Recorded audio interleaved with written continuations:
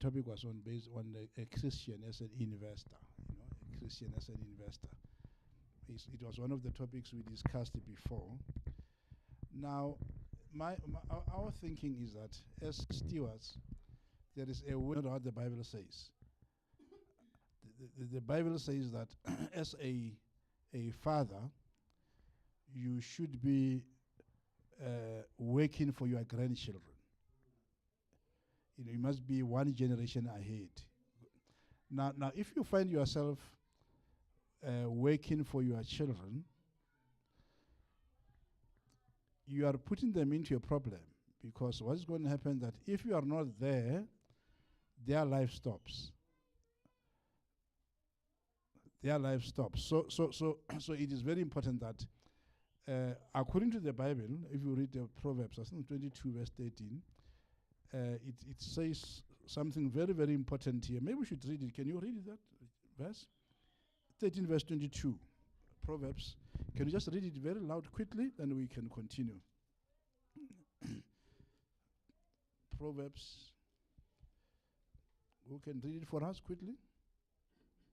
A good person leaves an inheritance for their children's children, but a sinner's wealth is stored up for the righteous. Okay. So in other ways, you need to when we are working now, you are busy working. Whatever you keep, whatever you have, should be preparing for your grandchildren. In other words, your children must have been sorted out, so that when they start working at their time, they should also work for their grandchildren, because their children shall have been sorted out. Now, and then the second issue is, it is always very important that when you are working, you work. If you are starting, let's say you are starting to organize yourself. When you are working today, you should work in such a way that, let's say you are getting a certain salary per month, you should be working in such a way that if you lose your job in the next for 12 months, you are not working. It should not affect your lifestyle. Are we together? In other words, it shouldn't be like the people remember those people who sleep under the ATM machines when the salary comes out, in, out, in, out, in, out. If you miss 3 days and there's nothing coming in, you've got a problem. And then you can even commit suicide, because whatever comes out of it, the deductions there, they are in such a way that you if you miss 2 days, there is big problem. So it means that we need to organize ourselves. We need to organize ourselves. Now, what I thought we were going to discuss, I wish I was, let me stand this side so that the computer can face that way. As a screen, it will help us a little bit, so that those who can see is fine. Just a little bit. You can see? That's right. Now, don't mind if we come this side, so that, if you don't mind, if you can. Oh yeah, that side, eh? Is it fine? I was struggling with the people sitting this side. That's right. Now,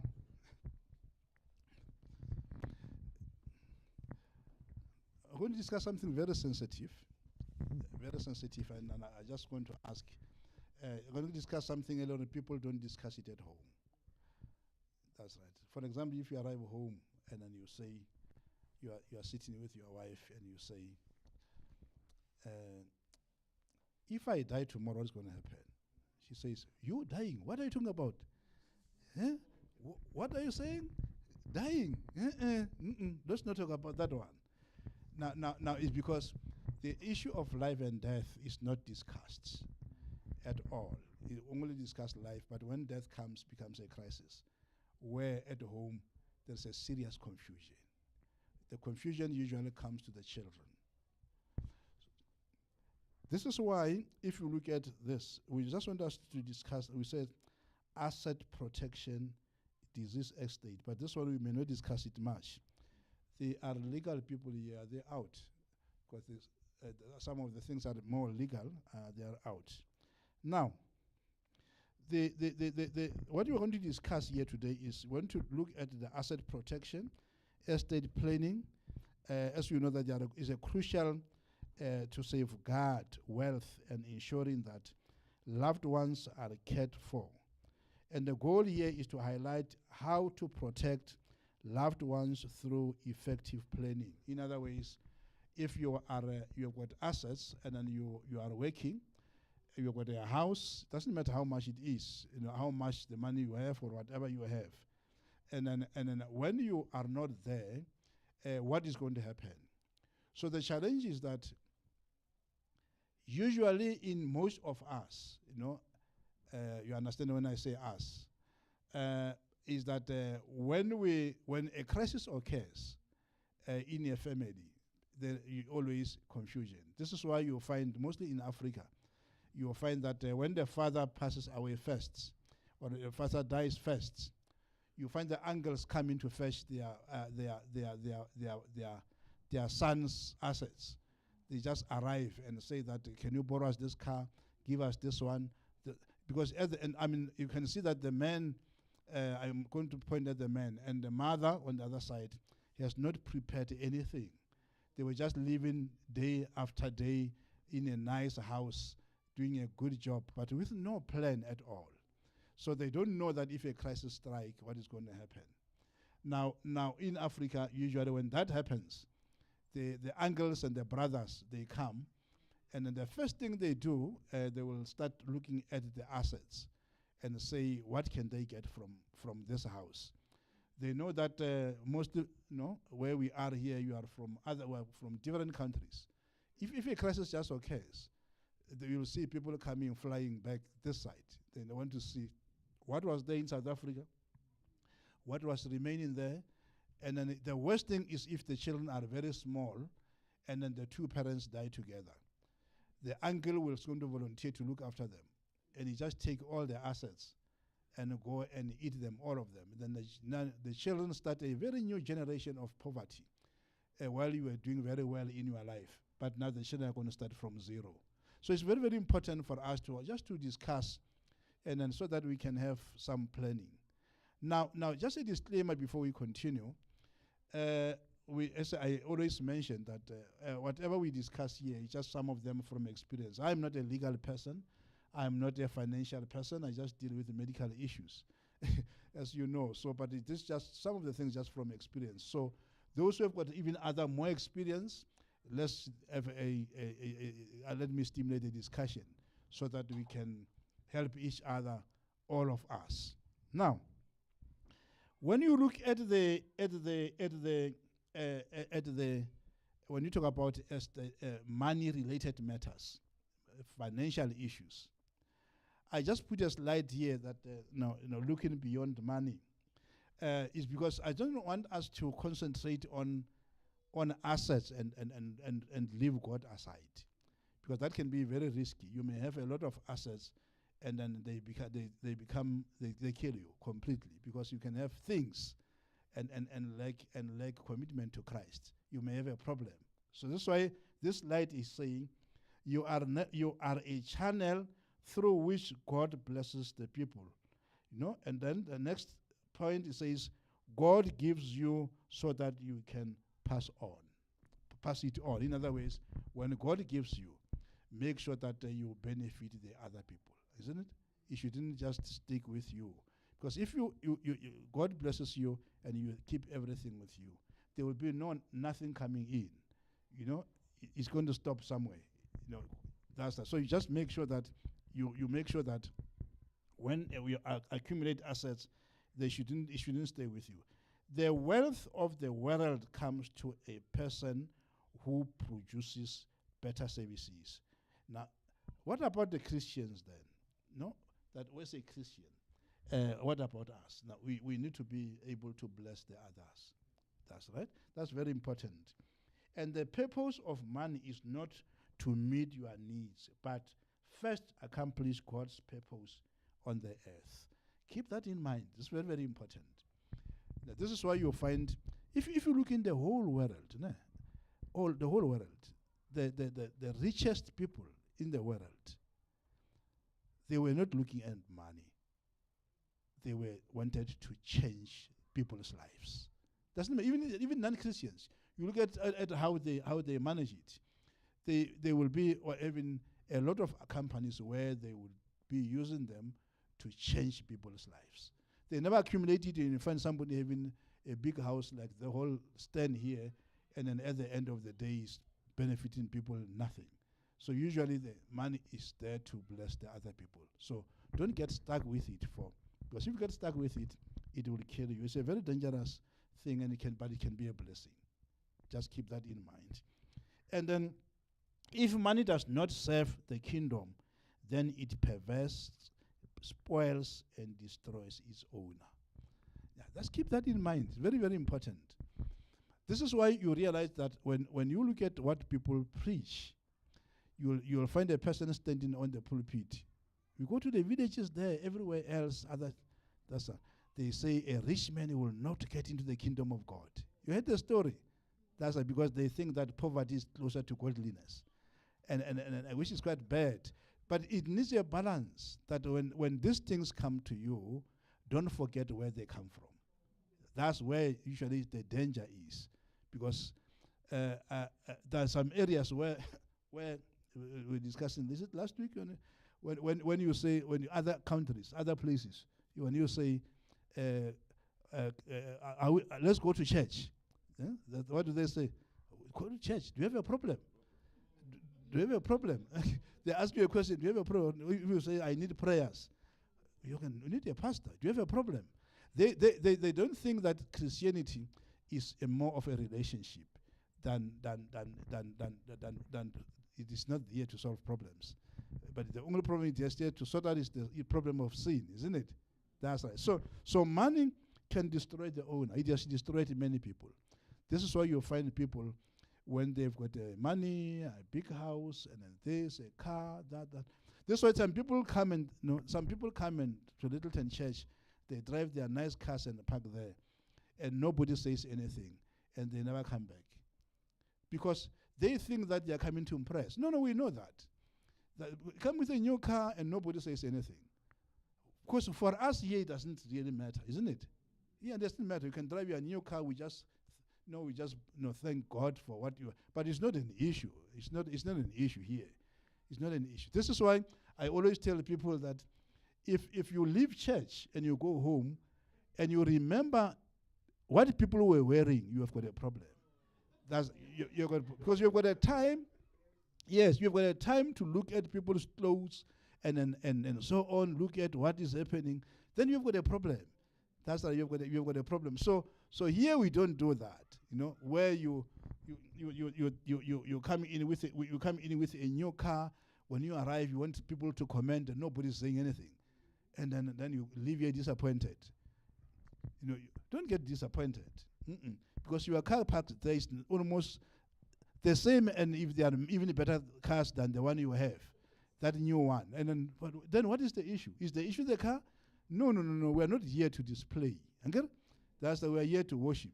Now, this is why I always say, if you go to a church environment and then you find yourself looking at the assets around, people's shoes and people's clothes, you've got a big challenge, a serious one. You've got a big one, yes. You've got a very serious one. This is why one day I was teaching, and then people were saying, they were saying to me, they say they are insuring the clothes, But if the clothes burn, they insure them. Then I asked them, I showed them my shoes. Can I insure those shoes? I mean, if those shoes burn, then I could. No, it's true. I mean, there's a 200 rand. I mean, if you burn and you buy another one tomorrow, I mean, why do you have to pay 2,000 rand for the shoes? And then I mean, if this jacket burns, and then what? You understand what I'm saying, It's because In our church here, we don't look at small things. We look at big things. You can keep that in mind. Look at big things. We say, where are we going in the future? We don't look at now and start looking at each other. I don't say people must wear carelessly to church. I'm not saying that. But people usually go to church to look at, not when I'm saying what you are wearing, I'm not saying whether she is they want to, they even know the type of shoes people were wearing. I said, people, what is wrong with the people? They look at small things. It's like going home, and then you give your wife or your child money to go and buy bread, and from there when he comes back, you say, where is the change? What's happened? It means there is a disorder. Things are not organized. So we must be well organized. Now, I hope I'm not causing any irritation. Now, human beings in general, as we are here, there's this man called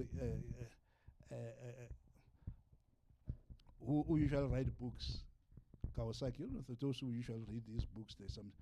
He usually put these quadrants here. He usually likes them. He likes putting them. He's got a book where he wrote about them, all of them. He says there are 4 groups of people, and then I want us to listen very carefully. There are 4 groups of people. They are the employees. Employees usually get employed because they always say that they want work security. Okay? That's right. And then you have got the self-employed. The self-employed, they own the job. And you have got the business owners. The business people own the business. And you have got the investors. Investors uses money to make money. Okay. Now, in life, you have to move. You can't get stuck in one place. If you are an employee, it must be that you are an employee to start something and move. As I will explain just now, you must move. Don't get stuck and you just enjoy it. Now, the reason why I mention that is because even our children, most of the children who are at school, they are being encouraged. You must get better grades so that you can get employment. So they are orientated to come and look for an employment. Now, if you look at South Africa, even in Africa as a whole, people are fighting with the government to create jobs. And that's a problem. Now, if you drive along the freeway and you see big companies with big, signs there. They are not falling from heaven. They've been created by people, and those people are alive. They were born like you and I. Now, why should we teach these little ones here? Mostly, I think we need to even to teach the young ones here, and put them in a class, and then if parents would agree to teach them. When you are in class, you are not in class to get just better grades to get an employment. You cannot attend school for somebody else. It cannot be right that I pay school fees so that, and after paying school fees, you are going to work for somebody else for the whole of your life. It cannot be right. If you are working, it must be 6 months to 12 months of an experience and you exit. But you must have a plan to exit. You must not get stuck in one place for the whole of your life. That's right. If you look at the parents here, how much school fees you are paying or you have paid. And this child is going to get stuck in somebody's office. It cannot be correct. That's right. So that's why we've got this group of people. You've got the employees who are working for job security and salary security. You've got self-employed people who own the job. There are some small independency. We have got the business people who are building wealth. And then you have got investors who are working as being financially independent. In other words, this one's financially free. This one's, it means, this one has got a business. He goes away, people remain working, isn't it? This one is not using the business. The money goes and to make more money. This way I was saying, even in our church here, we are going to reach a stage, if God willing, that the treasurer mentioned sometimes back where we are for day-to-day running of our church. We are running the church at about 15 to 20,000 rand per month, isn't it? That's right. In other ways, we need to reach a stage where the money in the church bank account gives us an interest of 15 to 20,000 rand, so that we don't eat the seed, but we eat the fruit. The money remains generating, but we use whatever the money is generating to run the affairs of the church. But the real money remains there, and we keep on increasing it. That would work very, very well. That's right. So this is what I'm talking about, where whatever the money is there, you are able to continue with your lifestyle by this money making more money, which will run your lifestyle. Now, what I want us to do, you see, we've got an employee, self-employed, business people. Now, I want us to have this movement. Before you talk about, we must have this movement. This movement is very crucial. We must move this way. Where an employee, he becomes an employee for a certain number of months, and then move here, and then move this side, and then with time move and come there. Now, if you find that you are an employee for a professionally, you attended school. You attended school. You are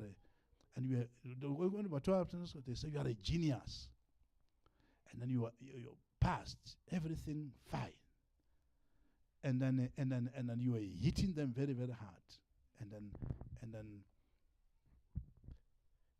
then you are stuck here. Then you've got a challenge, a serious challenge. And remember, you can do them, all of them at the same time. Yes, you can do them, all of them at the same time. So an employee, you can remain an employee, and run this one, and run that one, and run that one. But the movement is much better because you become more independent. Because this one, this one you've got a job.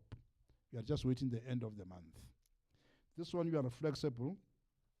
You own a job, you can decide your own salary. This one, you own a system, and then that works for you. This one, your money works for you.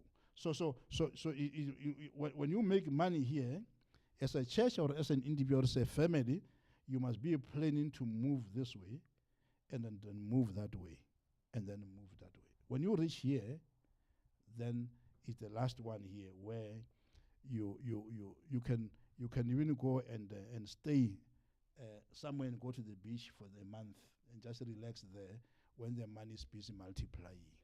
You see, when it is busy multiplying, and you have got no issues. The money is busy multiplying, and that's it. Now, the challenge is this: when you have got this system,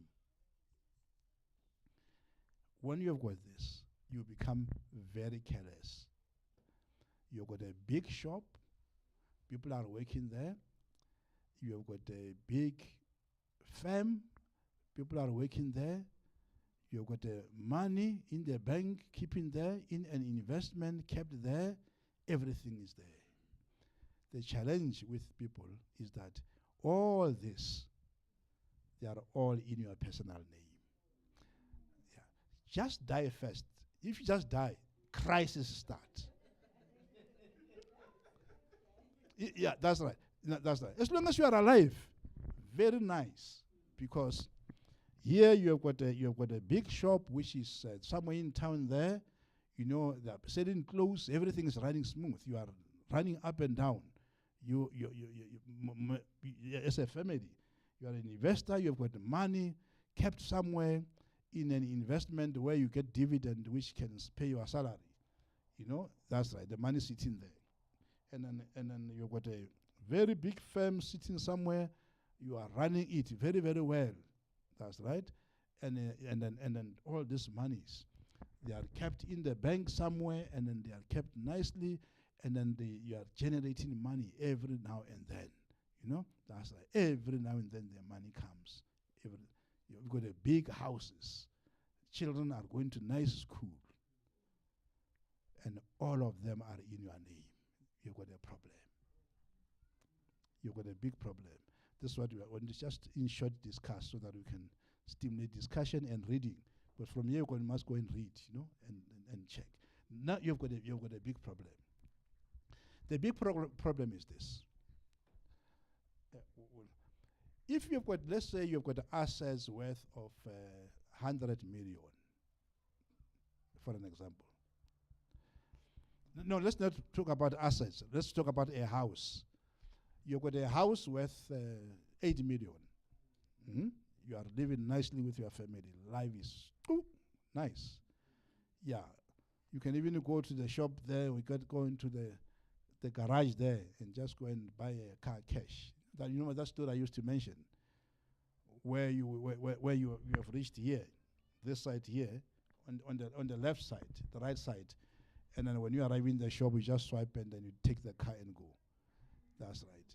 But everything is in your name. Life is nice as long as you are alive. Now, if this is why you find people when they are in a hospital very sick, almost about to die, they start organizing lawyers and relatives to come in and sign a will. When there is trouble, yes, because now we are facing the reality, which you couldn't discuss at home. If I die, what will happen? It can't be. Now the person is on the hospital bed, and then he is now about to go to the grave.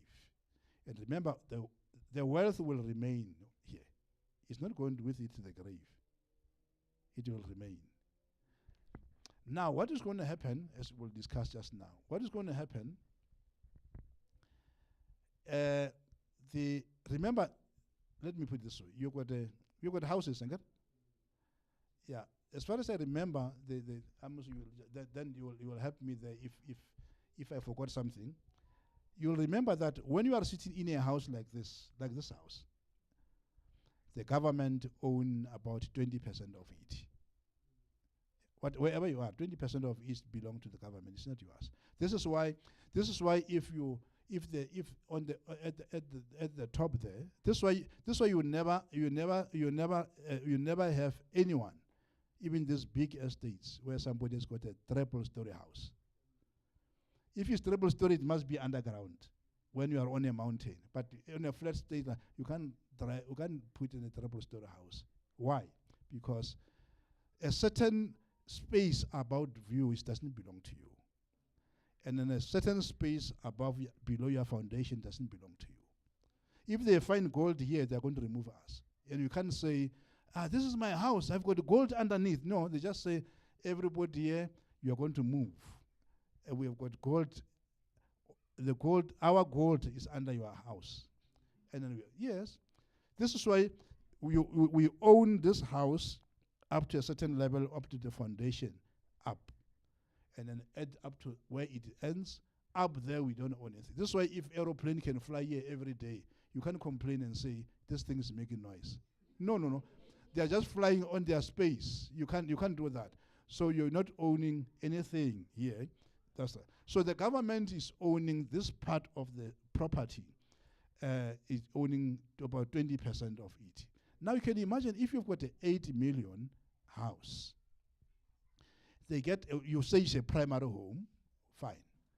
And then they say, no, the father dies. It's belonging to both of them, okay? Now they say, okay, this house, we give you a tax rebate on this house of 2 million. We remove 2 million aside, and then we say, okay, you are left with 6 million.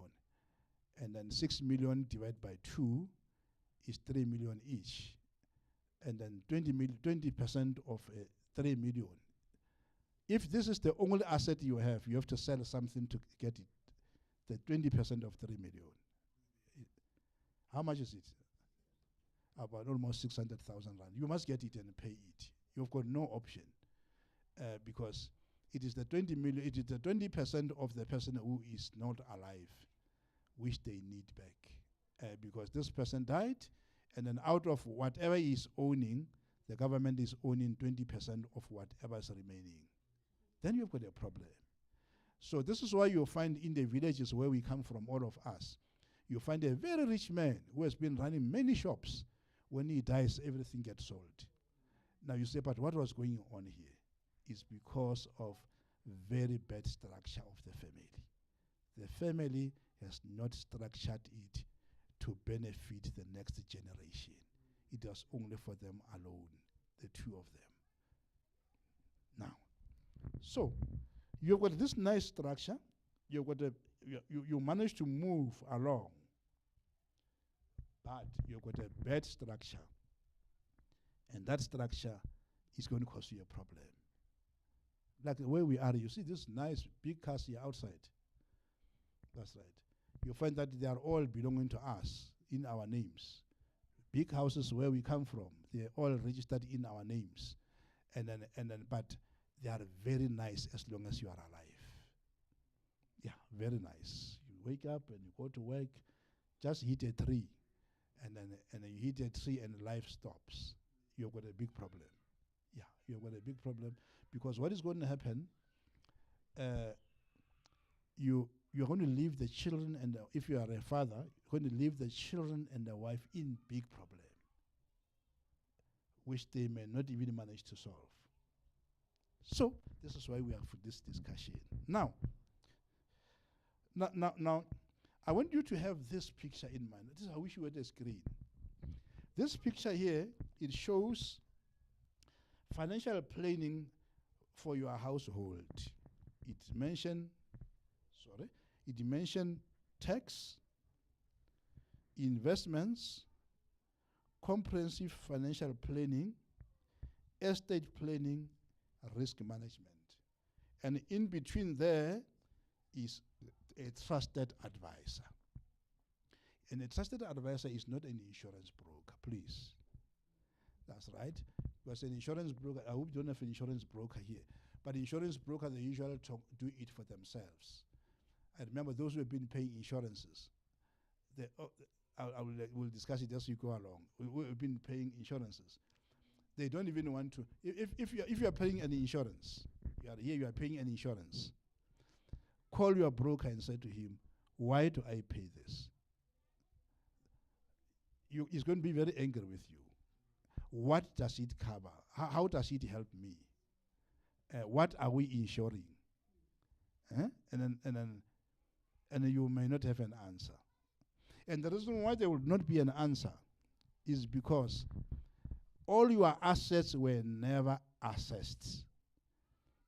And then so that you realize, or no, in this house here, this house is 5 million, and this car is 2 million, and then if I get into trouble, this family will get into trouble. So let me get a life cover which will cover everything else in case I'm not there.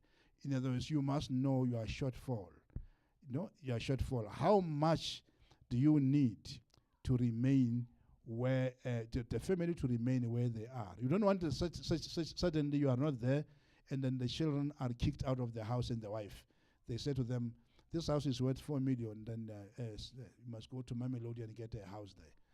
And then they just downgrade and get depressed, and then it becomes a problem.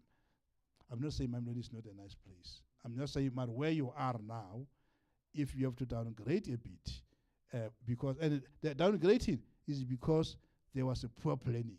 It was not because it was not because it was not possible to cover. Just a poor planning. So if you have got this, and then at home, what you do, you go and look at each of them one by one. Where do I fall here? As we will discuss it. Like for example, if you look at the whole world, the whole world, 95% of people, the 95% of people, they pay tax. And the top, most rich people at the top, they don't pay tax. You are surprised why. They are being given incentives of creating businesses. Remember, tax is not a must. Don't evade it. But have a structure that will make you to pay less. And then the paying less doesn't mean you are robbing the government. It's because the structures you have is benefiting the government. It is removing the burden to the government. Are we together?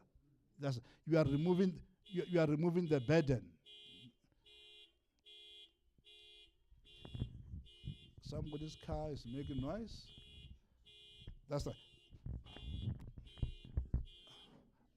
Oh, that's fine. So are we together? In other words, they say to you, you pay less tax because you are helping the government. It's not because you are not evading it. You are not hiding money not to pay. Is that clear? That's fine. Shall we concentrate a little bit? We are finishing just now. Now, tax, for example, as I mentioned, this is why we always talk about what you call tax efficiency. It's not tax evasion. If you evade it, you'll get caught. But if you are efficient, there's no problem. You must be tax efficient. Because you have got structures where even if you get old, you're not going to stand on the queue there and start getting pension from government. Because the structure is planned in such a way that you don't need the government to support you. So the government give you incentives, then you pay less tax because of the structures you have. I hope we're together. That's fine. So this one, now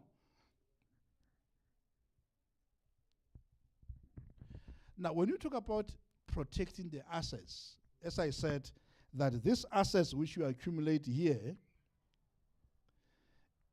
with this nice structure, if it is not protected, you are just causing the family a problem.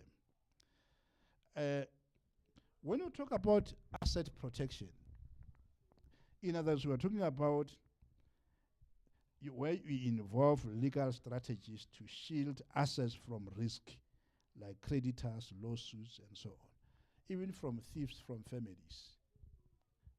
People can come and steal your assets in your absence, so that they just need to be safe.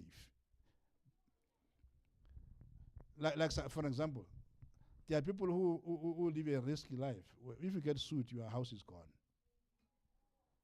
Why? Because if you get sued, your house is attached to you, then you've got a problem. That's right. And for whatever reason. Now, there are structures which are acceptable to make sure that you've got these assets well protected as you are still alive. Is to plan for the future. The first one, we're going to discuss them in details, is for all of us to just go and do some more reading, is registering a trust. There are different types of trust. We will not discuss them in detail. Registering a trust, that's the one. Number two is having insurance. Okay, well, to explain. And the insurance must be to protect specific things. Okay, number three, some legal structures. One of them, which is very important, is companies, registering companies. Doesn't have to be one company. You may have many companies. And then another thing which is very, very important is that the benefits of having these structures, having a trust, having an insurance, and having a company, the benefit is very, very clear, as mentioned there, to ensure wealth is preserved for future generations and reduces financial liabilities. In other words, the registering, and we'll talk about the benefits as we go along, just for a short time. Because when I know people you read, you are not ignorant people. But I know sometimes we concentrate on other part of life and we forget this part. Yes, it's completely forgotten. One day I saw this man who was very arrogant, very wealthy and arrogant. And I said, you know what? If in this life we were living forever, we're going to have a problem. Because people like this ones, we're going to live forever.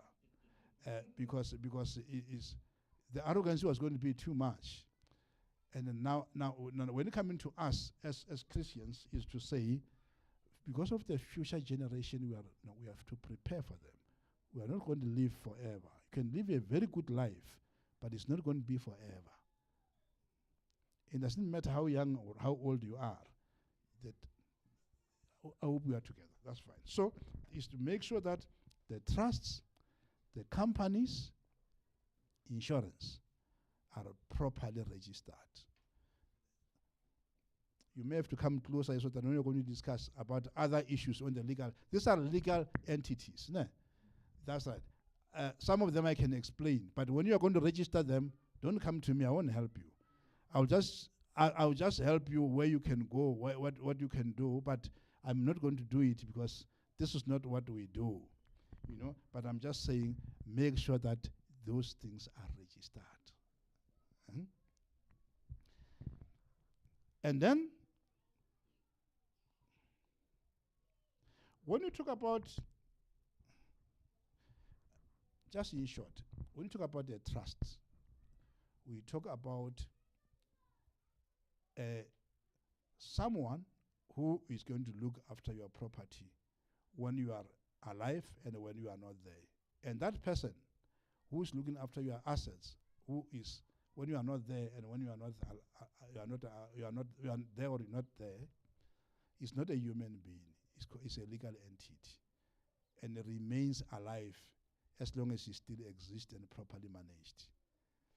Now that's very, very important. That's right. So the trust, usually what they do, the trust, they hold and manage assets on behalf of beneficiaries. Okay? In other words, we'll explain as we're going to discuss. Beneficiaries. Let's say, for example, you yourself, maybe your wife, and then your children, and then independent trustee, you become trustees. And in the family, husband and wife, they just shift about the issues of life. The children remain. So the trustees then must look after this property, after this trust, looking on behalf of the beneficiaries. Beneficiaries remain. And nobody's going to come. Nobody's going to come from whatever home, wherever, and try to come and interfere. That person can go to jail. Even the trustees themselves, they can go to jail if they mismanaged whatever the beneficiaries must have. They will do it very carefully because they know they will get into trouble. It protects assets from creditors, ensures continuity after death, and may offer tax benefits. We will discuss it just for a few minutes later. Let me rush quickly. And then the other thing which is very, very important is the estate planning, which ensures wishes are followed to minimize family disputes and facilitate smooth wealth transfer. That's right. In other words, when you talk about estate planning, is to make sure that there's no family disputes, because family disputes is very even bad in Africa. It's very, very common, where people start fighting for the assets when you are there. But now, if the estate planning is done properly, that's right. Now, in the estate planning, which is going to incorporate the trusts, the companies, the insurances, this is where the Amos sometimes back discussed it a little bit more in details. I'm just going to mention it because we want to discuss the issue of asset protection. Is the will. Yeah, it is discussed in the past. There are people here or anywhere else, Christians, no will at all, nothing. No will registered. They don't have it. Because you see, a will, when you start writing it down, it explains everything. If we die together, what is going to happen? If one of us dies, what is going to happen? And then if the whole family dies once, what is going to happen? You just put your wife and children, everybody in the car, and you say, we are going for a holiday. We are sleeping, you just travel by faith. That God is going to protect us, which is true. If a disaster happens, and you are all of them not there, what's going to happen? You've got a serious problem. An angel will arrive. But there's nothing written. He's going to arrive and grab everything, gone. Remember, there's no one remaining. And there's no instruction what should happen. Pardon?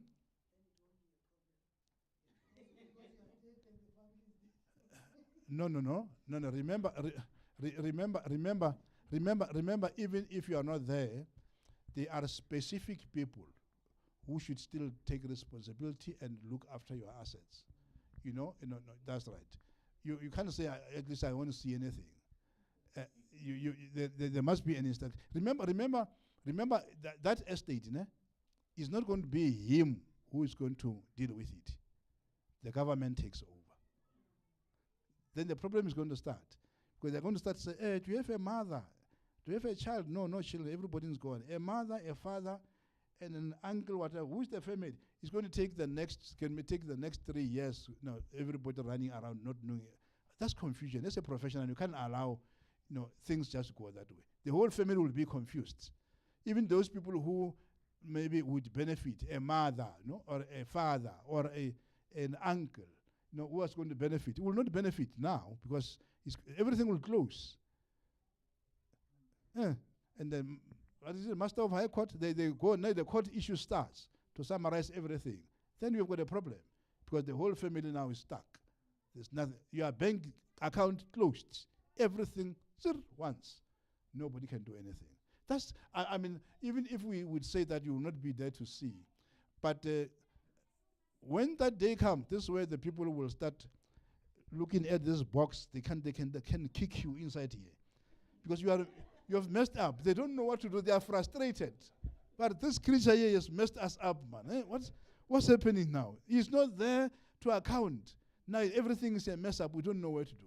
But as Christians, we can't do things in a disorderly way. It should not happen. It should not happen. And then we are going to finish just now, and I will just give you a scenario.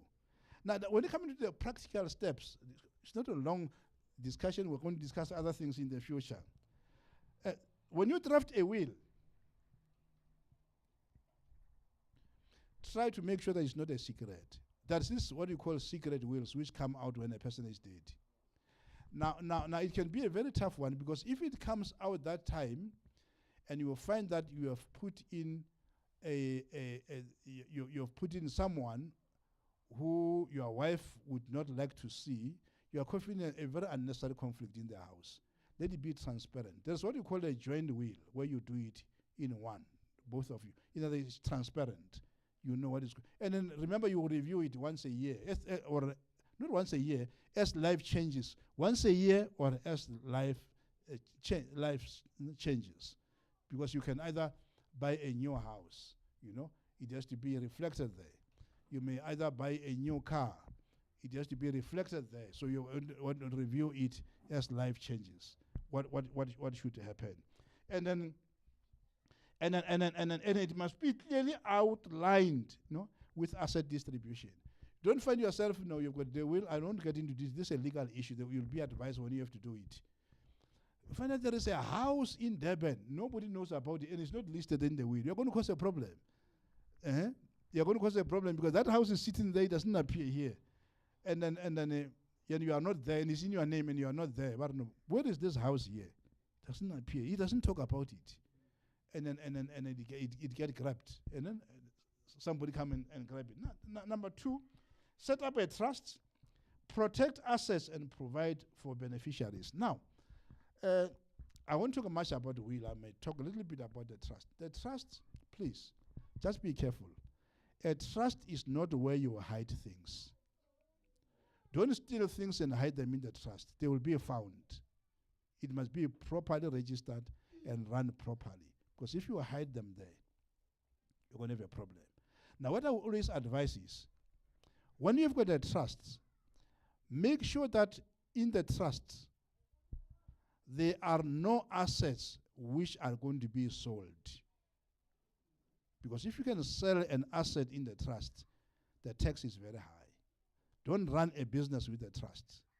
Now, the trust is a human being, in quote, who is not alive. It's the one which is, in other words, you step aside.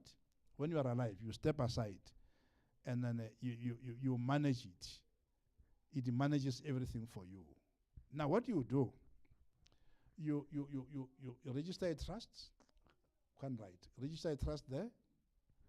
Let's say you want to buy 2, 3 houses. You get it? You register a company, a PTY company. You register it there. And then you register. I agree you're going to have one company here, another one here. You can register many companies, doesn't matter. But then you make sure that these companies are linked to another big company. We usually call it a holding company, which is keeping all these companies. No, not a trust. A company, we call it a holding company. It's a section 42 company, yes. It's holding all the small PTYs. And then it is holding them. And in this holding company, which has got 100% shareholding in all these companies, it is owned by the trusts. It's very nice, eh? That's in other words, you've got a company 1, company 2. Let's say company 1, company 2, company 3, isn't it? All of them have got assets. Or one big company with many assets, or many companies with assets. Then you've got a holding company there. This holding company is holding many things. Is in it. It is holding the insurance.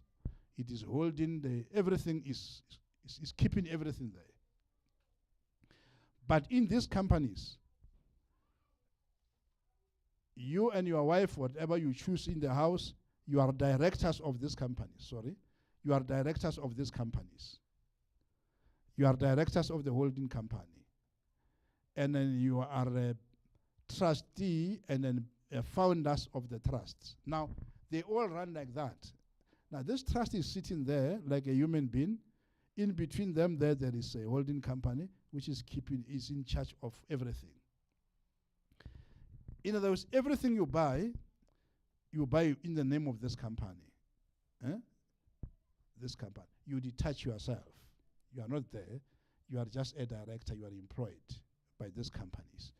And then from there, the trust is sitting at the top. You just relax. Because but the trust must be properly run. Must run it properly. If you don't run it properly, they will get into trouble. Because you can't have a trust where it's yourself, your wife, and children. You're just running. Because you can move money the way you want them. And you can go to jail. Because that's a legal entity. You need somebody external who is not attached to the family. And then there must be meetings where you record minutes. Because remember, this is a business. I mean, you can No, but I've been talking to you many times, where you are working now. Yeah? You are working. Where are you working? You go to meetings every now and then. Yeah, you go to meetings every now and then. You can have meetings with 200 people in your company, and you can have meetings with 3 people in the house. You should do the same. You've got the regular meetings, and when you and the minutes. Remember, when you got a trustee meeting, you have got somebody taking minutes, and then the minutes must be. And next time you come, you're going to read. It's a business, and that business is very important because it's very safe. If one of you passes away, no issue. We just cry, obviously, that somebody has died in the house. The company continues. We just get another director. Another director comes in. The trustees may just sit and vote and get another person to come in. Then life continues. And then if there are children in the house, one can just come and replace you as a director. No issues. Then life continues. So it's very, very important. Now, the other thing which is very important, there must be a regular review when the changes take place. Don't say I've got a company and go to sleep and relax. Things will change. You'll buy a house and forget it. Things will change. A child is get born, and it doesn't get reflected in the will or in anywhere else. When a crisis happens in the house, then it becomes a challenge. Remember, as stewards, we are managers, isn't it? Then it means we must manage properly. Don't say I returned the tithe, I've returned offerings, and then you say I'm fine. What is going to happen with the remaining amount? It must also be managed, properly managed. This is what we are talking about. Now, for you to do this, you need a proper legal people, financial planners, who would always guide you on how to do it. But what I picked up with the professionals hear things like this, become very excited, becomes very happy that we've got knowledge. But because this needs a lot of work, they go home and relax. They remember when a crisis happens. That's to say we should have done 1, 2, 3. And then the other thing which is very important is that proactive planning provides security and reassurance for the loved ones. Now you can imagine you are with your wife and the children at home, and you are both working. Life is very nice, but nobody knows what will happen when things don't go right. You want and usually people will wake up when a friend passes. If a friend dies, and there's a confusion about you, I may be in the same situation. They get frightened once, and then they forget. And then another incident happened. Then they forget. Then from there they forget. And then, but if you can just plan it very nicely, that will be very, very important. You show a serious responsibility. So your assets, which is all your monies, everything you have. Remember, and remember, that's just the last thing you mustn't forget. Remember, you have got company 1. This is how nice it is. You've got company 1.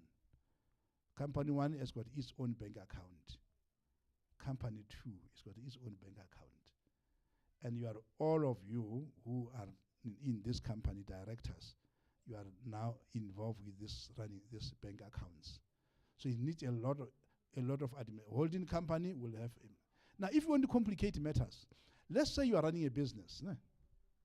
Let's say you are running a business, like who runs a business here? See, yes, I'm going to give an example of you. So, almost. Let's say you are running a business on the side, very big business.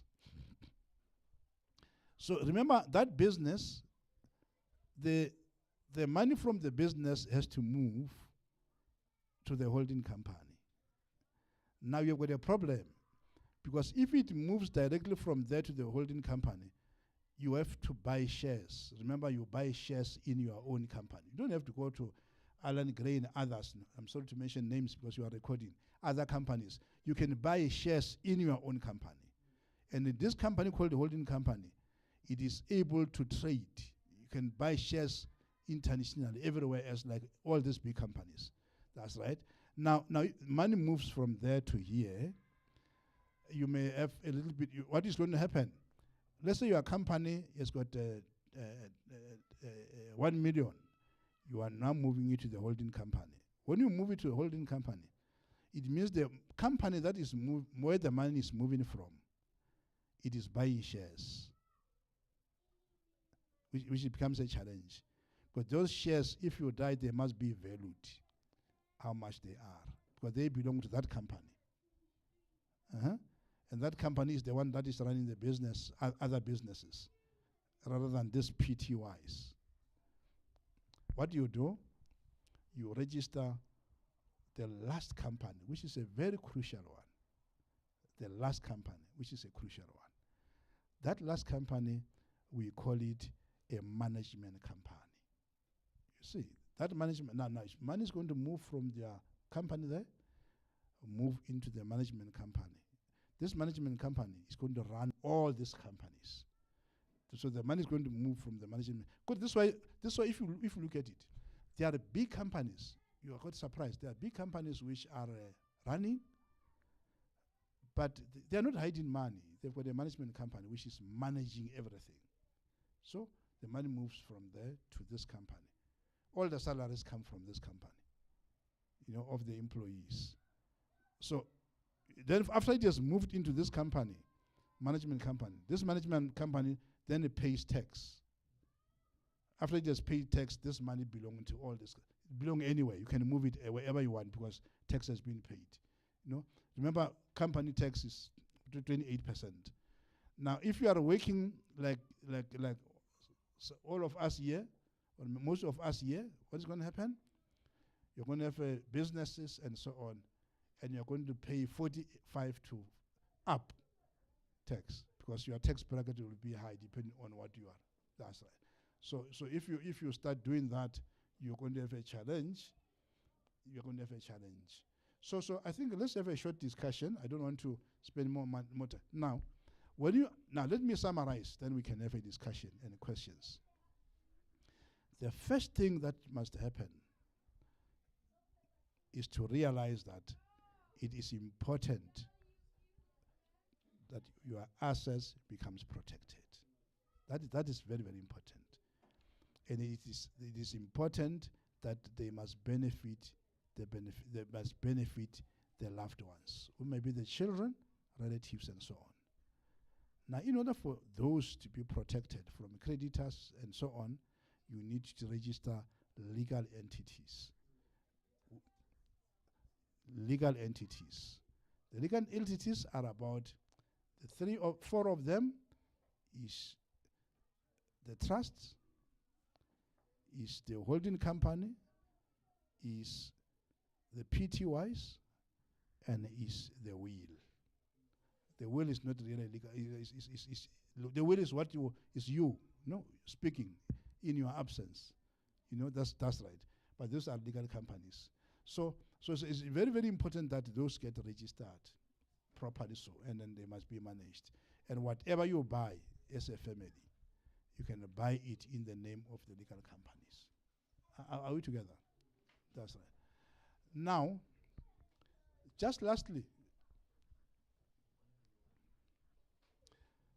these companies, please, asking, don't register a company and hide it from your spouse. You're going to have a problem. You're going to have a problem because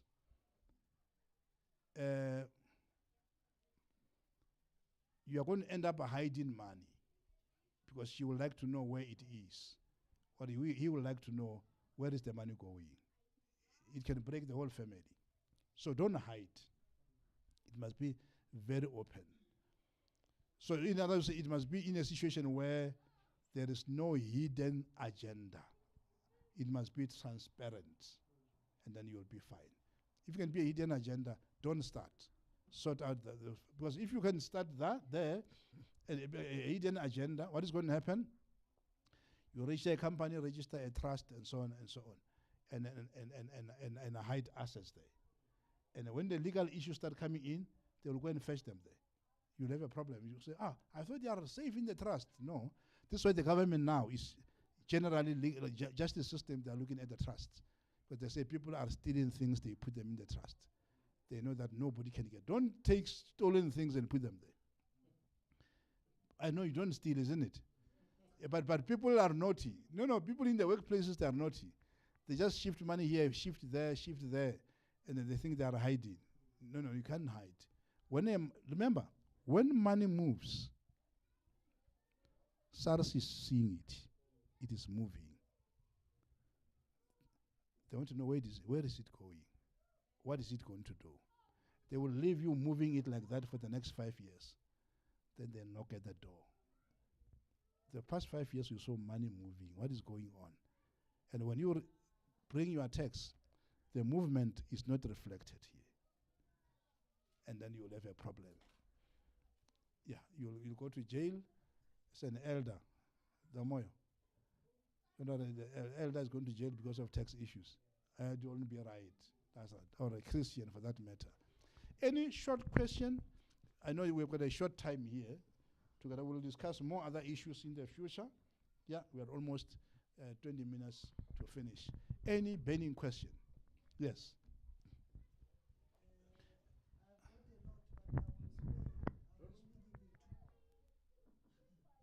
Can you give us,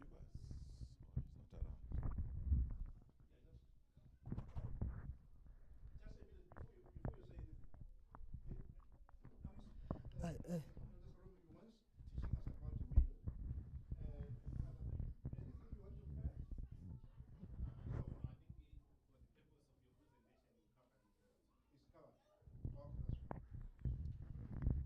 Yes, thanks.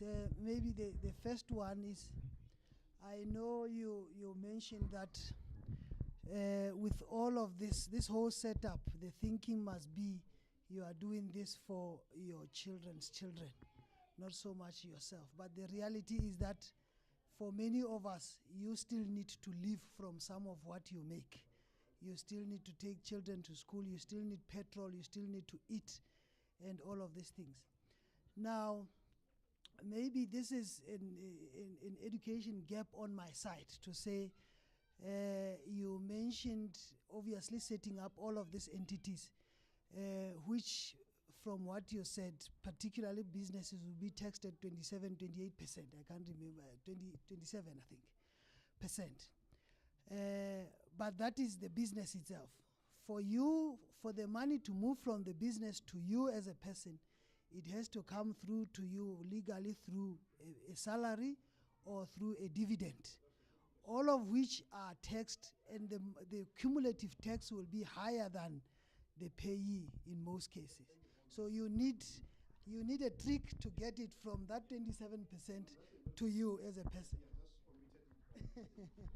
Sorry for that. Yeah, I understand you very well. Remember, when you run a business, what you do, you have to know your monthly income of the family. Okay? The monthly income of the family. Not the next income, the monthly expense of the family. Let's say your family is to spend 20,000 per month. Okay?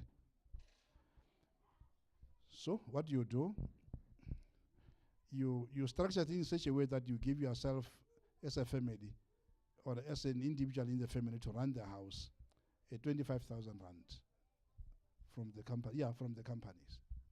It's no problem because it's your salary. Yeah, from the company, and that is your monthly salary. And then the salary can, and a company can own a car, isn't it? Yes, you then buy a car in the name of the company. No problem.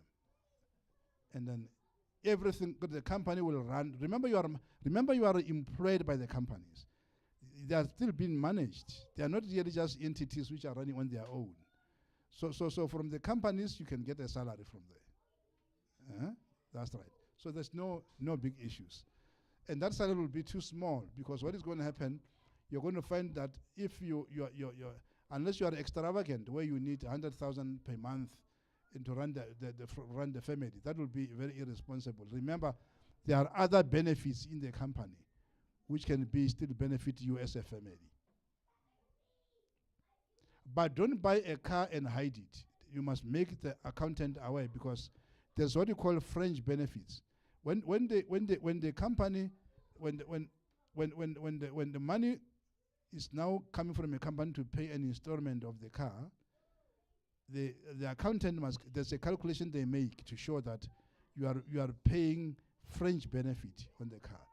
Because if they find in the next 5 years that you have been paying your own personal car with the company money, and you get audited, you're going to have a big problem, because they will need a lot of money from you, which you must pay immediately back, because you are benefiting from the car of the company without disclosing. Don't hide. You get what I'm saying? That's right. You buy, the company buys a car. They even give you a certificate of that car you bought. There's a specific certificate. Now, the insurance and everything will be paid from the company, everything. And then you go with the car to work, back, and so on. The car, but there will be private fees, private trips, which you may never. Nobody's going to calculate it. One of the important thing maybe to do, it will be having the tracking device.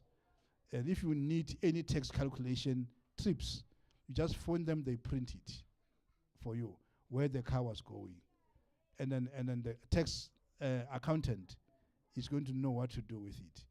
But don't get that statement from the tracking company when SARS is looking for it, because that will be a problem. It must be something the accountant is going to use, and then calculate your tax on it. It's not much really. It's quite very small. But the challenge is people who don't know how much they spend at home. That these people who just live a regular life. They just eat, go to the shops, buy this, they don't know what is the monthly expense of. If your family is spending 20,000 rand, can you make an allowance? Maybe 25,000 to 30,000 salary. It's fine. Your tax will be very small. You don't go to 45%. Remember, there is a bracket. Or if your salary is so much, then you pay 45% and higher. It will remain low. 20,000 and 30,000 per month. You can pay 45% at the end of the financial year. So it's going to remain low. But you shall have received a genuine salary from your company. I hope it's clear. It's very that's a very important question. To say, now my day-to-day life, what do I do? But you must be very careful. Be very careful this way. If you've got a company registered and you are still an employee, okay? Elsewhere, you may shoot the tax very high. That's that. Be very careful. So don't be too excited and saying, I've got a company that's got a lot of money. I'm working. I'm also getting a lot of money. Then you combine it and you eat it. You better maybe get even 5,000 rand from the company and remain with your salary, if you are still working somewhere else. Because if you combine them, your tax will start shooting up. This is why it's always best that when you, or what you can also do, if you want to do it very nicely, what you do, you get a salary from the company, and get it? Salary from the company, and then you look at tax efficiency on your side. You take the salary from your employer, and then you can increase either your pension. You can increase your pension and compensate it with the money from the company. So remember, if you put retirement annuity on the side, the tax will go down. And then you combine that with the salary on the side, then it's going to remain down. This why you must avoid tax evasion. It must be tax efficient. So, but you use the salary from the but be very careful. If in your workplace you earn a higher salary, you may have a challenge to navigate, because what is going to happen, your company may be giving you a lot of salary there, and your employer giving you a higher salary.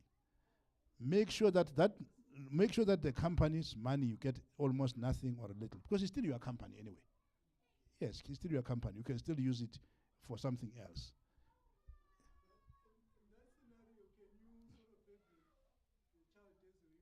Oh, in fact, yes, that's very important. Now you can, if your child, you can put your child to work. Yeah, that's how you can put your child to work, and you give your child a salary. No, the money just circulates at home. Just that you are recording, I was going to explain how we do it. But it's very, very important.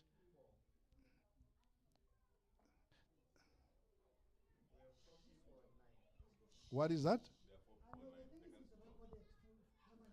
Okay, that's fine. We'll talk about it next time, or at the end when we finish. But it's very, very important to your child is professional or is still at school, whatever.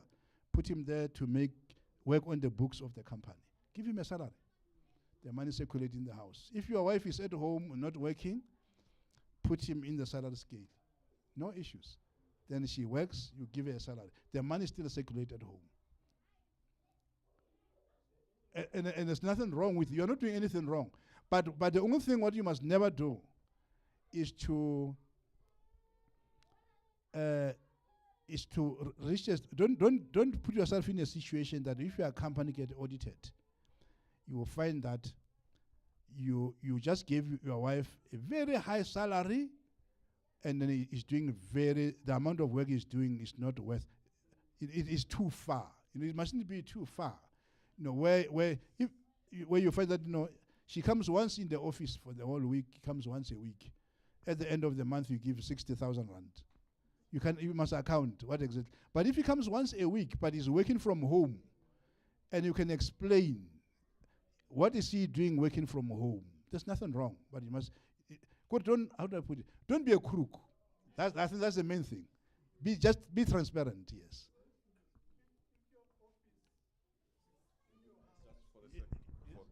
For those on the, remember we are recording and there are people online. Can you activate one of the side? Activate one of the mics. Activate one of these. I don't want to appear on screen. I was saying that if you have a home office, right, can your companies be run from your home and then they pay rent to your home? That's correct. In fact, even your company can run in your home office. The accountant is going to ask you to do measurements. They've got a formula they use because the company is renting. It's like for an example, it's like let's say you've got no house, né? Then you buy a house in the name of the company. And get it? That's right. And then you are going to now use their house as your family house. You are going to sleep there. And get it? You can rent in their house of the company. In other words, you will pay rent on the same house of the company. You pay money in the company's account. That's right. Yes. Now, even if let's say you've got a garage in your house, and these are the cars which have been bought in the name of the company. They come in your own personal house. They come and rent. They come and stay in the in the garage. Now, those cars, they can pay. That company can pay for keeping their cars there. That's right. So because they are legal entities, they are staying in your own house. Yeah, there are many ways. This is why many people who are structured their life very well, they pay almost nothing. You get surprised of what's happening. That's right, because And it's not wrong.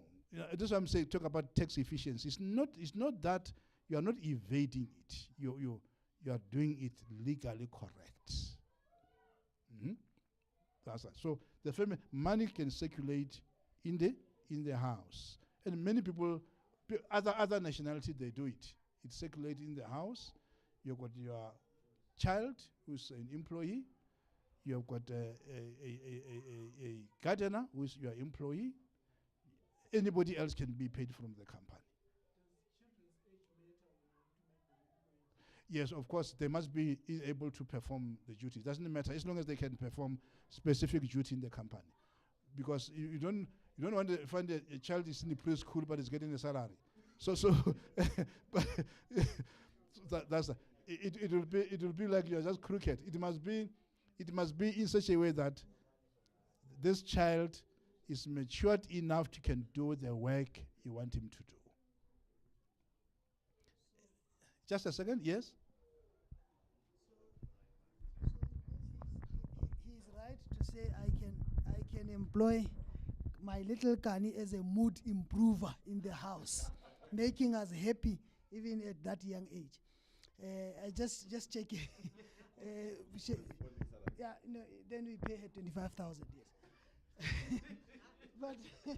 But the question, more important one is, when you have now bought a house in your name already, can you sell it to the business at a later stage? What is the process?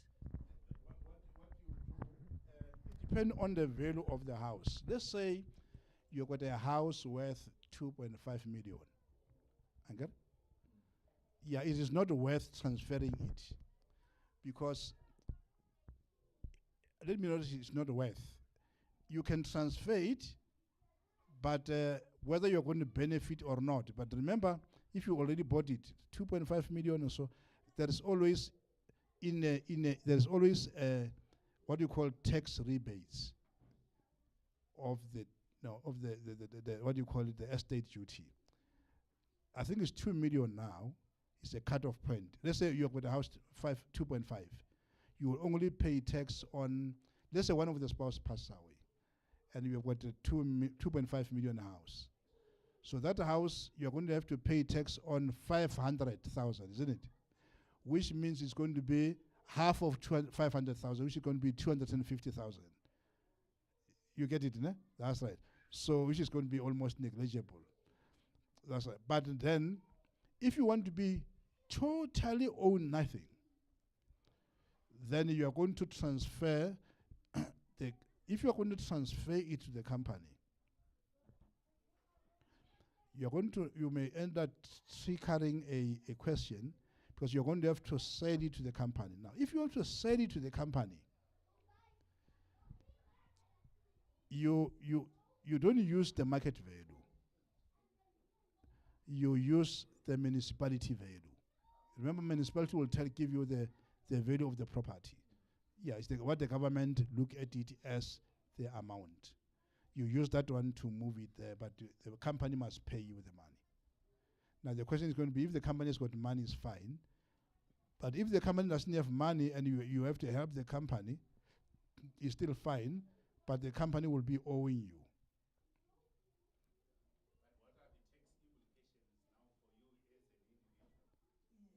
If what? In which way? No. Remember this money, the company. Remember this property. You are selling it to. This work is not always beneficial. You're selling it to the company. Okay? The company buys it, but the company has got no money. The company is going to borrow money from you. It must be legally recorded that the company is borrowing. There's no tax implication. It's borrowing money from you. Then the company has to bring the money. Remember, it may not even bring the money in cash. It's going to be a matter of how you are going to work it out with the accountant to say, this house is 1.5 million, and then the company doesn't have money. But this money, the company wants to buy the property. So you borrow the company the money.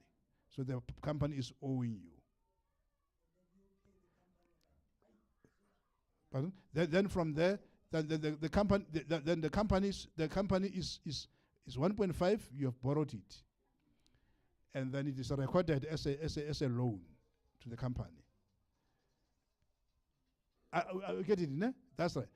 Then it means the company. Remember when you register a company tomorrow, it will not be registered with money. It has got nothing. So let's say the company 3 years down the line pays you 100,000 rand. No, but you can. Yeah, but it's going to affect you. The tax implications when the company is now paying you back. Pardon? When the company is now paying you back, there will be tax implications. You will have a tax implication, but don't allow the company to pay you back. Why should it? It's your company. You've got a director there. You are a director, isn't it, in the company? Why should it pay you back? Because now you're complicating the matter for you. No, the company can. But remember, as an employee of the company, you can take the money of the company and take a holiday. There's no problem. I mean, pardon? Pardon? I'm just saying that your company is taxed after expenditure. That's right. Yes, it does. And you are also entitled to go On holiday, yes. on company's money. Yes. So the amount won't matter. No, it will. With you is that from your salary where you are working, you are taxed at any, right? But the company level is taxed after expenditure. After expenditure. So you can see that the expenses is now going up because you are going to a holiday and so on, and then the tax will be smaller for the company.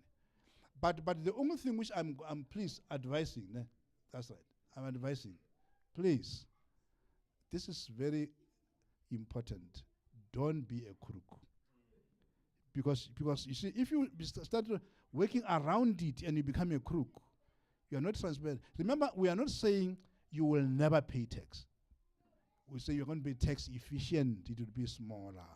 Yeah, but don't evade it and become a crook and use some other means of running away. No. Just say, payment I'm going to pay, no issues. But it must be very efficient. It mustn't be in a situation where everything is in my name. And then if everything is in my name, I've got a problem. Any tips on what type of trusts? The what? Family trusts. What type? It's a family. There are two types of trusts. That's right. There is in fact I wrote it here, but we usually call it family trust because it's you and your wife let's say you are a founder, you and your wife as trustees, and the children as trustees, and all of you downward there as beneficiaries. Then you get an independent person to be sharing the meetings. That's why I can't win. And what is the benefits that the beneficiaries get on daily or monthly basis? Being a beneficiary, how does it help? Remember, a beneficiary, for an example, the trust can take a child to school. Yes. Remember, they are benefiting. You are beneficiary. Yeah. The only thing which you should avoid is to be extravagant. When you are still alive and still functioning, you start and sneak in the trust account and start taking the money out. It's very don't run the business with a trust account. It's very unnecessary. But the beneficiaries in the future, if they have to benefit, either to take the children to school or to look after them when you are not there, then they will still benefit. But the main issue is the whole family must be protected. It's like what the Setcom was trying to do, robbing the black church. It makes me upset when I think of it. Yeah, what they were doing, they were. Let's say this property, we're buying a property, né? In a bond. This one, record everything there. I want everybody to hear. We want to buy this property. Then what do we do? Then we submit an offer to purchase. We sign it. We submit it to TOC. After submitting to TOC, TOC submitted to Setcom. Then Setcom gives you 4 million rand, whatever this one was 4.2. 4.2 million rand, he gives it to the seller in cash from ABSA. Then the church continue to pay a bond to Setcom until this money is finished.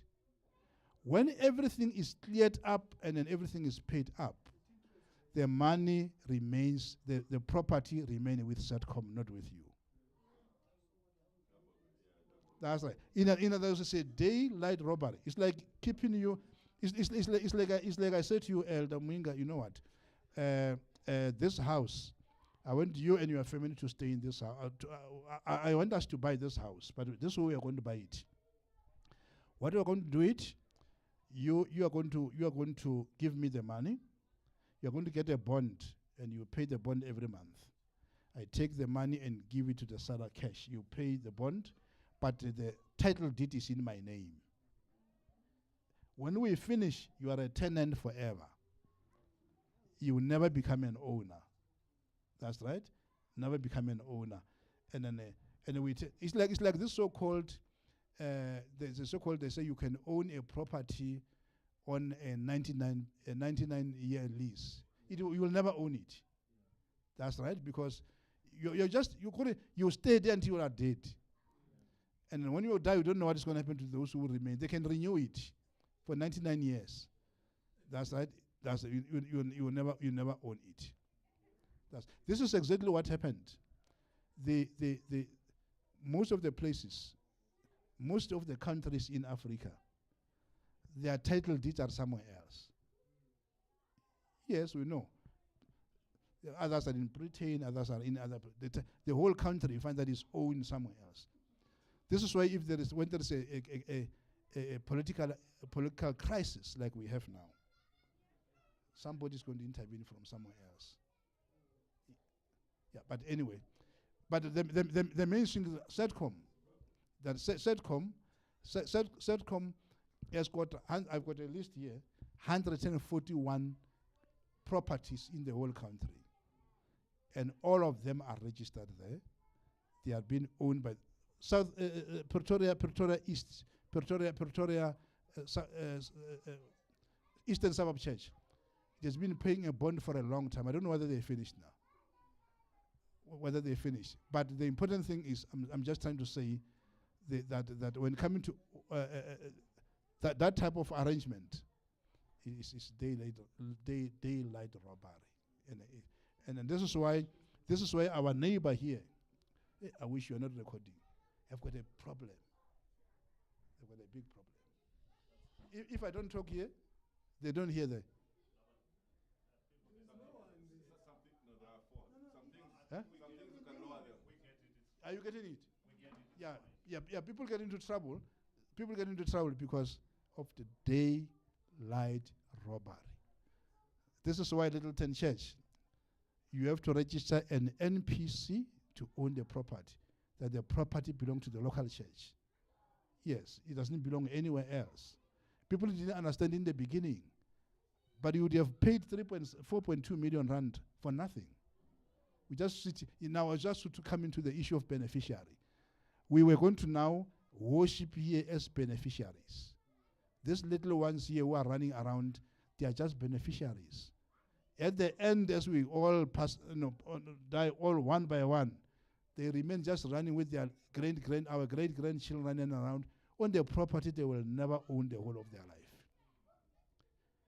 When we need to buy a new property, when it is registered with Setcom, you can't use it as a collateral. You can't say we've got a property 4.2 million, we want to buy another property there of R1 million. We can use this as a collateral. Then we buy that one, and then we can increase them by using this one. That is, it makes us very upset. But the main issue is beneficiaries. They benefit. They are only benefiting. They are not owners. The owner is the trust. But the trusts benefit the beneficiaries. And the trustees, they have to protect the beneficiaries. Yeah, yes, Nat.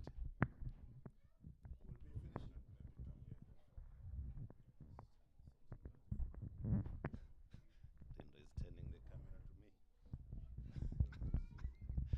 Yeah, maybe this is going to be the last one. I just want to clarify something, because when you talking particularly on the issue of wills and how we must manage things in the families, etc., you kept referring to, you just, when you pass away, you just see an uncle coming, an uncle coming, an uncle coming. That's right. Yeah, but some people may be sitting here, they don't have uncles that would come, but it can be an auntie that would come, because they may be thinking they are safe. They are, no, we don't have uncles. So just to clarify that, it can be anybody coming. And the second point that you mentioned was when you're registering a company, do not hide it from your wife. It can also be the wife registering a company. They should not hide it from their husbands. I know of two stories where a wife was in a process of registering. They were running a company together with their husband. And then the wife, things were not going well in the family. She was now in a process of registering another company without the husband's knowledge. And the husband killed her. He literally murdered her for that. The other one is there was a wife who was staying with her husband in a house that she owned. And the husband did not know that the house is owned by the wife. The husband did not know that the house we're staying in is actually my wife's house. And they were paying rent in that house for over 10 years. And the day he got to know about it, he ended up in hospital. Yeah, just in summary, from what you are saying, Elder. Yeah, that's right. If you look at it, just a second. If you look at it, if it's the two of them are married, that husband was very irresponsible, because you should pick it up, because if you are a manager, remember, if you are a manager, we've got even legal people in this management company. You are not just alone. You are accountants and so on. So that must be picked up very, very early. This is why I always asked a question one day in the church. I don't know whether it's here. I said, who has ever read a title deed of his house? People just survive in their house. They have never seen a title deed. They just paid off the bond. They paid it up. They are happy. They have never seen it. But if you read the title deed very well, it will tell you stories. Yeah, that this, at the corner of this house there is a grave, and you must never do anything there. The title deed will explain everything. That's right. That's right. That's right. Like our friends closer here, they wanted to build a big church there. But there is a big freeway running there. Yes, there's a road running from, and this road has been planned 40 years ago. It is running from that freeway, that side, is running this way across the stand to that way.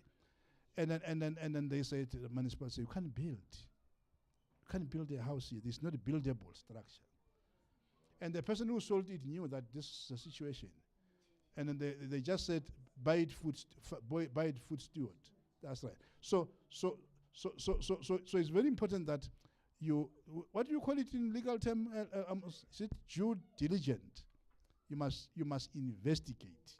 Yeah, don't take things at face value. When you buy a house, ask for a title deed.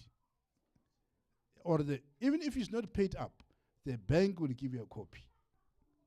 If they keep it, they read it, go through it, and everything must be very, very clear.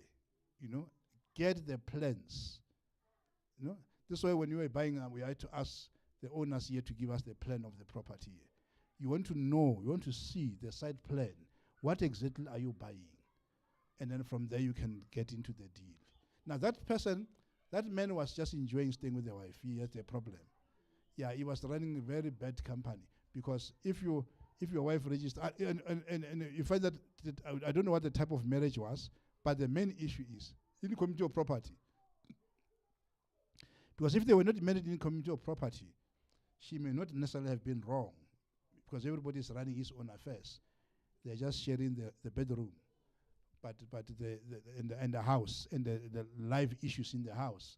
But when you come into life generally, and then you can see that they already had a fight. Because marrying out of communal property is nothing wrong with it. It's nothing wrong with it. Because if you are running a company and if you are running a company, your wife is running a company, and then it's always better to do it that way. Because if you get into trouble in your company, the whole family can be wiped off. You know, you just make sure that if one of you get into trouble, the family is not in trouble. Another one continues, you know, with the family. This is why Christians everywhere else, they think that if people don't marry out of communal property, it's not a Christian way. No. Remember, when people marry, I'm going to be controversial, you'll forgive me. When people marry, I'm going to irritate people. You see, an institution called marriage is an institution. That's like, is owned, is blessed and owned by God. That's right. The contract is legal. This is why when people divorce, they don't go to church. They go to the law. Because that's where the contract belongs. But the institution itself is God ordained. You can't divorce. You are not allowed. It's a blessed relationship. But the contract which you go and sign, this is why the church don't have a certificate. They go to Home Affairs. When they want to register a marriage, they go to Home Affairs. There's no church with a certificate of marriage. They go to Home Affairs and get the certificate from Home Affairs. This is why Home Affairs trains marriage officers as pastors. They are not trained by the church. They are trained at Home Affairs. Then they are able to do what? To sign this contract. The contract, if your marriage breaks, you go to Starombe's group. You don't go to church and say, now we are partying, can you make sure that this marriage can... No. Even if the church allows you, they say, we realize that your marriage is a problem, you can divorce. They will never say, come, let's sign it out. No, because it's not, the contract is different. So this is why it's very important that man was having a problem. That whatever was happening, he was not managing. Particularly the man, he was not managing the family very well. Because as a father, if you are married, as a husband and wife, please manage properly. Don't just careless and say, I'm going to blame the wife when things are not right. This is why I've been always referring to the uncle. Because the father in the house. But if you are a single parent, now you are a head of the family. Take responsibility. Don't come and blame the children later. Take leadership. And have your own company run very, very well. And then you'll see you'll. But as Christians, please, man, don't be careless. And then just live life. When things get worse in life, you get surprised. You surprise us. Yeah. But no, that man is educated. We thought he's very normal. Whatever he has done here, he has messed up, That's right. We thought he's very normal. No, that's right. Yes. Elder, come closer.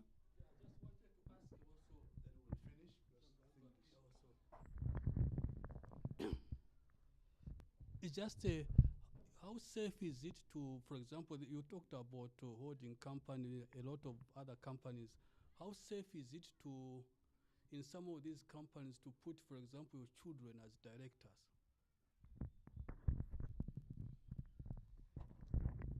Very, very safe. This is that you should do.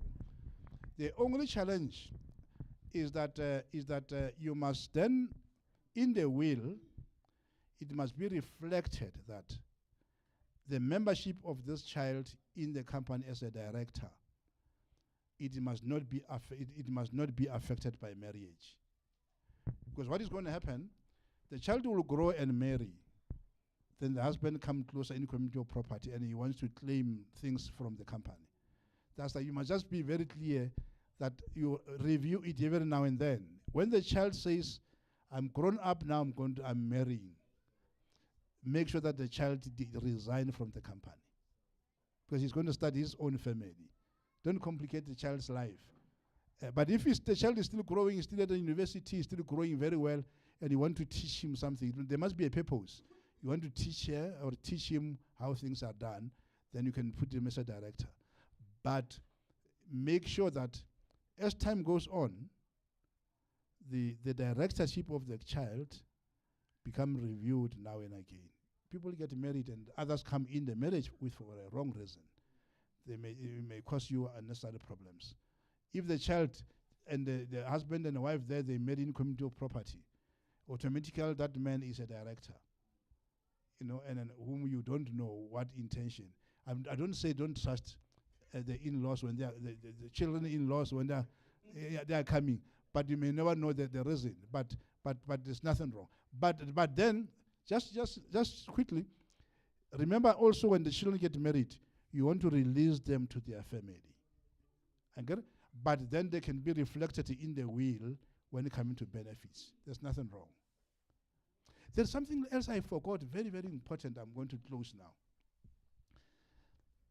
There are people who draft a will.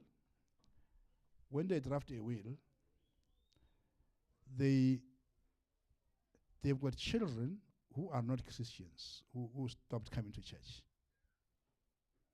Are we together? Now, these people, what they do, they deny the children of any benefit from the house, and they give money to the church. Those children hate the church for life. Don't do that. Remember, a child, doesn't matter whether he comes to church or not, is your child. That's right. Don't behave like other people who would say, and then I will give everything to the church. These children don't come to church. Then you'll have a problem. You are just leaving the children with a big problem, or the church with a problem. So don't do that. Don't hate your children and attach them to and attach that hatred to the church, because you are going to make the children to hate church for life. But they're going to say, or you become too holy that the money and the wealth that you have yes, is intended for God and not to sponsor child children or drug lords. That's right. Yes. So just make sure. And lastly, if you've got children who were born sometimes back before you even got married, make sure that is clarified. It shouldn't be hidden. That's not. It does happen. Remember, it does happen. But now, just make sure that child either is included there, because you don't want a situation where things happen, you are not there. Now, somebody comes to claim. It's just complicated matter. It's very unnecessary. But there's nothing wrong with that child has done. Just make sure that the child also benefit. Don't exclude the children and then say that, no, this one, I don't know, whatever, or I know, but it's going with the mother. No, I'm no longer interested. But the main issue is try to be a good Christian. Yeah, make sure that child is covered. No issues. No, there's no issues. The things happen in life. This is how life is. And things happen. But don't just be angry and say, you know what, I've got 4 children here, and then these are the ones who are appearing in the will. While the family, you know that there is another child. I remember it happened one day when there's still an issue where people were denying a child, and then it will come, because you know what's going to happen. When everything is summarized, when everything is being summarized, you'll get a letter. The master of high court will get a letter which says, "I'm also a biological child." Things get stuck. They get stuck. It's not necessary. Yeah, it's not necessary. Yes. Yes. I just wanted also clarity. I don't know why I still when you are a beneficiary from the trust, from the company, is there no conflict where you are a trustee, what do you call it, trustee beneficiary, and then you come to the company beneficiary, or double benefit, or whatever it's called? Is there not going to be some levels where I don't know what the will states or how, or the will must clarify the level of benefits in the trust and the level of benefit in the company and the PTY. Remember, when death strikes, the trust takes over. Remember that the trust is mainly in your absence. You get it, ne? Yeah. The trust is going to kick in your absence. In your presence, you can still control. You're still in control. But of all the companies, including the trust itself. But when you switch off, the trust takes over. Are we together? Remember there is this trust and a company. All these companies which I mentioned, all of them, the trust is owning them. And then the trust's activities kicks in when you are not there. When you are there, the trust is almost like dormant, but is still the owner. But then you can move finances around in the companies. There's no issues. But when you are not there, when you die, yeah, when you die,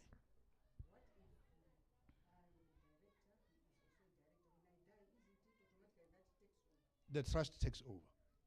Yes, the trust take over. The trustees are in charge. Remember, the trust is even 100% shareholding on all the companies.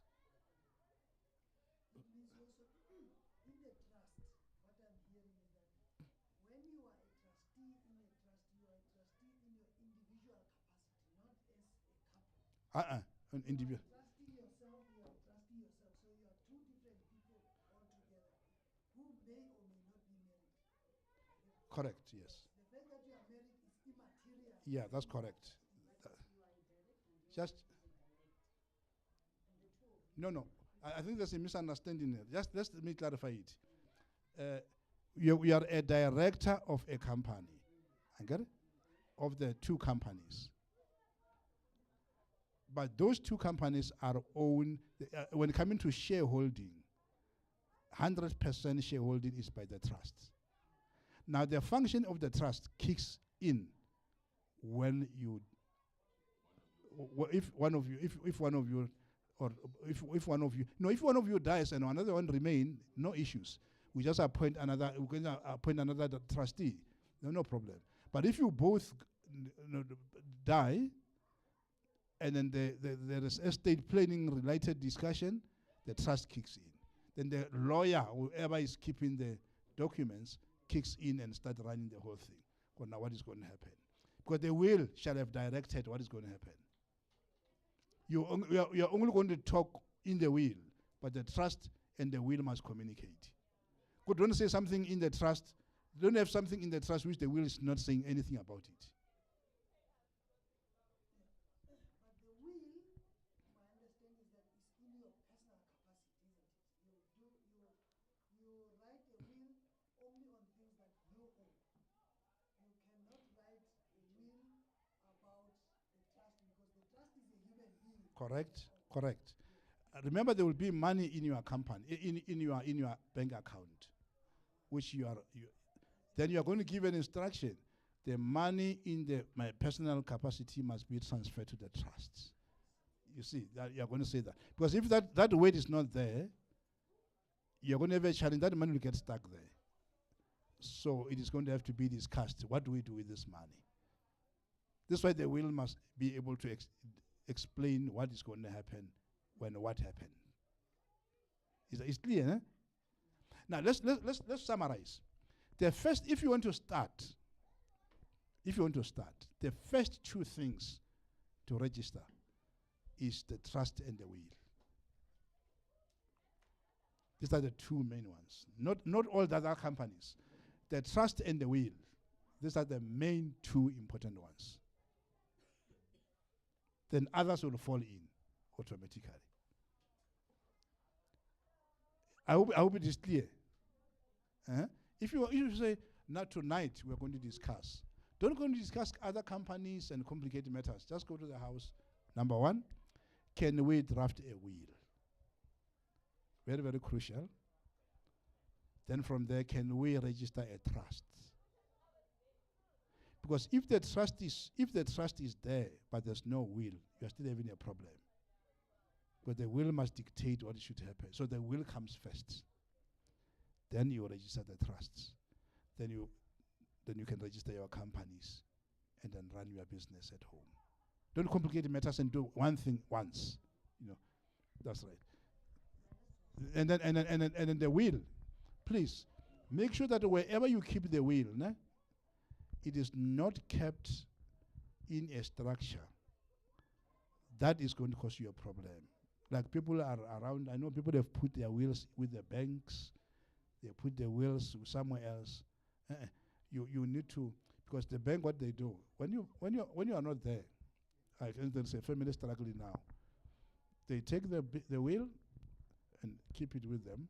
They keep all the documents. Your estate is about 10 million. Somebody said, like, they just put the will and every paper and put it in the cupboard and keep quiet for the next 3 years.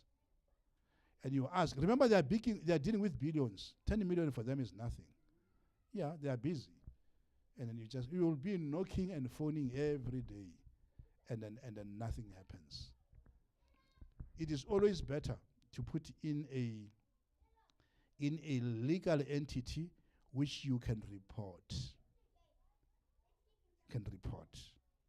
Like, for example, if you've got a lawyer who deals with trusts, or a company that only deals with trust and companies, where you put it there, then you say, let's say, I don't want to mention names of company because it may look like we remember we've got many people listening there. You can put them in a company which, if they don't perform, you can report.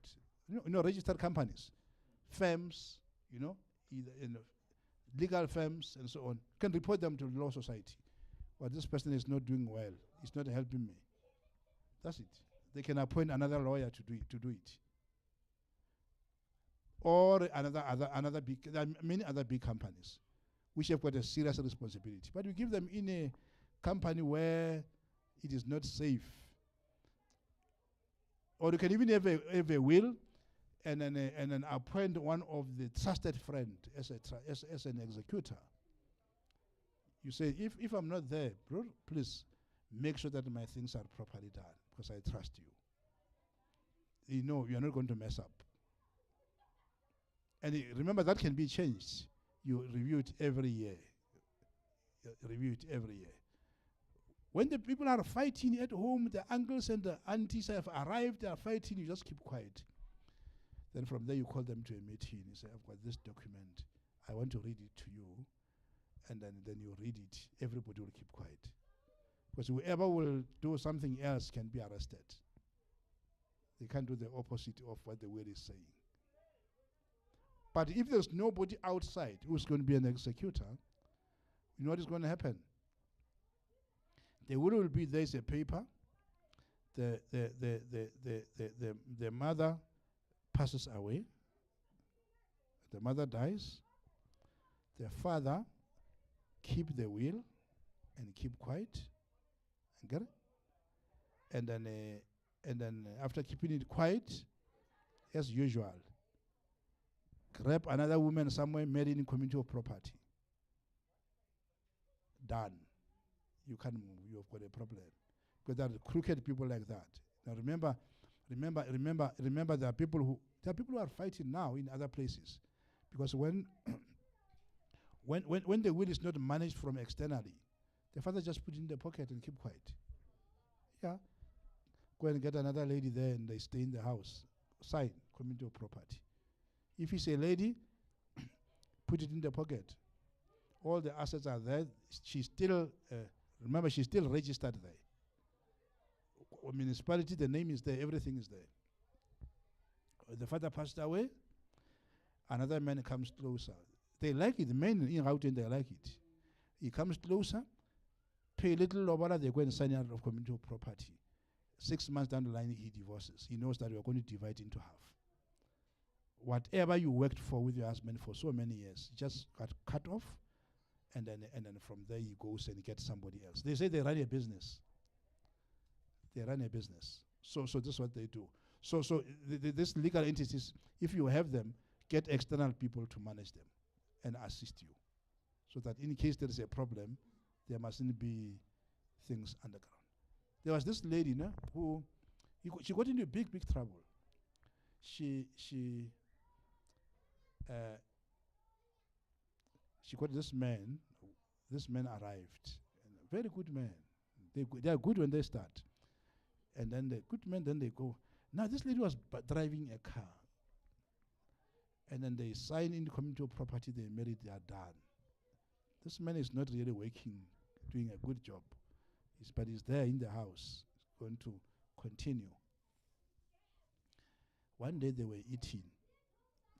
When they were eating, this man started seeing some spoons. He started talking about the spoon. The spoons. These spoons are so beautiful, very nice. Where would I go? Where would I eat with these spoons? And then this lady listened, and then she got a little bit worried. Then they got into the car. They were driving somewhere else. You know these cars with the cruise control. The lady was just pressing. Remember, the man is a passenger. He can't drive. So then she said, "Hey, but if I didn't marry here, when would I see this car which drive itself?" And then the lady says, "I am in trouble here." Then they went home. Everything is fine. 3 months passes. 4 months passes. 5th month come. The man just kept quiet, stopped talking. He made himself angry because he wanted to divorce. That was the purpose. He knows we have signed. 6 months have passed and so on. And then he wants to divorce so that this car and this house must be sold. I must get 50%. When all that is done, 50% gone, the woman will go and restart somewhere in her life, very depressed. The man will take the 50% and go and get another woman. Hide the money in the hands of one of the uncles or one of the then, and go and get another one. And then do the same thing. They do it now and again. They do. It's very, very common. It's very common. So the legal entities are very helpful. But thank you very much for listening. I know it's very late, but I wish we can have a discussion again in the future for other issues to clarify each other on some of the few things. But make sure that the legal entities are very, very clear. Please, I plead with you. If there is anything, I would request you that you should go and do it right.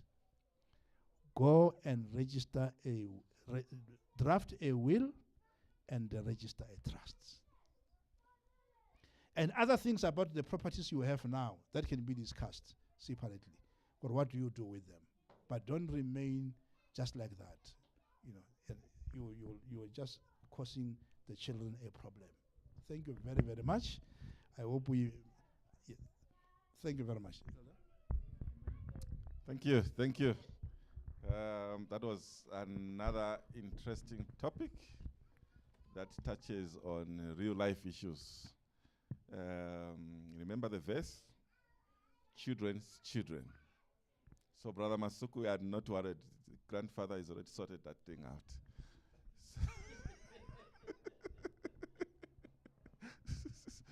Otherwise, God is going to hold him accountable.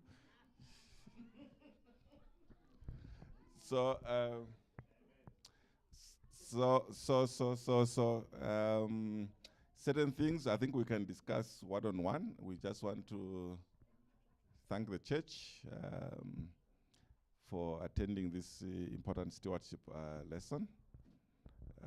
Like many lessons that Brother Marsh brings, they touch on real life issues that happen, and protecting one's assets is on this side of the world. You go to protect. In heaven, you don't have to. This side of the world, you got to do all you can. There are people who are doing farming on this thing. They are benefiting. They move from one house to another. They benefit. They move. So I think since we don't have time, there's no one can sing a song. I think probably we can just pray. I think let us pray. I'll ask brother. Shall we pray? Our kind and loving Father, we want to thank you, Father, for this privilege that you gave us during this beautiful Sabbath. That, Father, we came to your throne. We are blessed the whole day, Father. And we ask, Father, that as we go away, Lord, inspire us, Father, to implement everything that we have learned today. Carry us home now, Father, as we go. Keep us safe, Father, until we meet next Sabbath again. For we pray all this in Jesus' name. Amen.